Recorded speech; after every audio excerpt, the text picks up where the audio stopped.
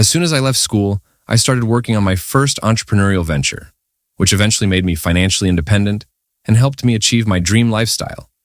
However, claiming that this happened instantly would be misleading. In fact, such a narrative is both false and highly unrealistic. Unfortunately, many aspiring entrepreneurs buy into this story because it seems like a shortcut to success.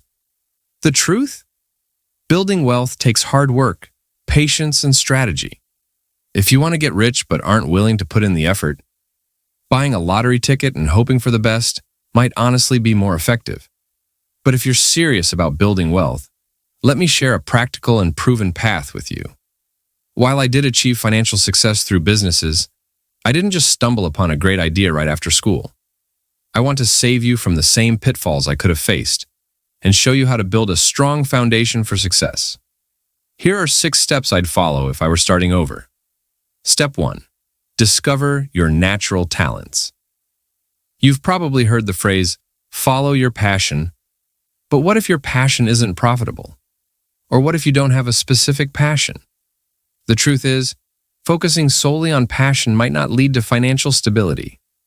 Instead, concentrate on identifying your natural talents, the things you're genuinely good at. For example, I wanted to become a fighter pilot. But when I found out I needed glasses, that dream was no longer feasible. I didn't let this setback stop me. Instead, I shifted focus to my strengths. The key is to evaluate your skills and find patterns. Step 2. Commit fully to your current job. There's a lot of talk about escaping the 9-to-5 grind, and while it's tempting, dismissing traditional jobs can be short-sighted. Any job, no matter how mundane, offers opportunities to develop valuable skills. When I worked as a carpenter, I learned technical skills, project management, and customer service.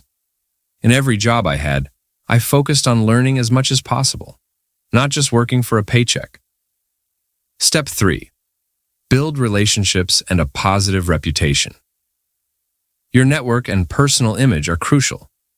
How you present yourself, both online and offline, significantly impacts your opportunities. For instance, after failing to qualify for a major competition in my early career, I decided to stand out by performing a unique demonstration that left a lasting impression. The result? Even though I didn't win, people remembered me. Think about what makes you unique and how you can showcase that to others. Step 4.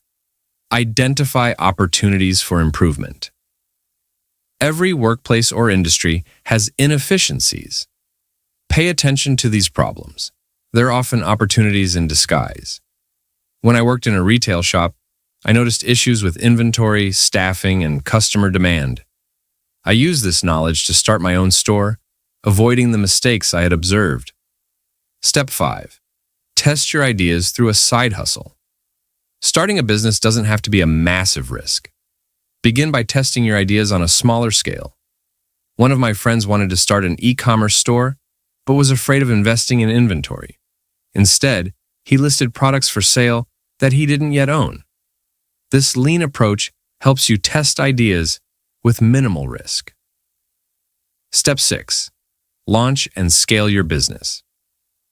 If you followed the previous steps, you'll have the skills, knowledge, and data to increase your chances of success.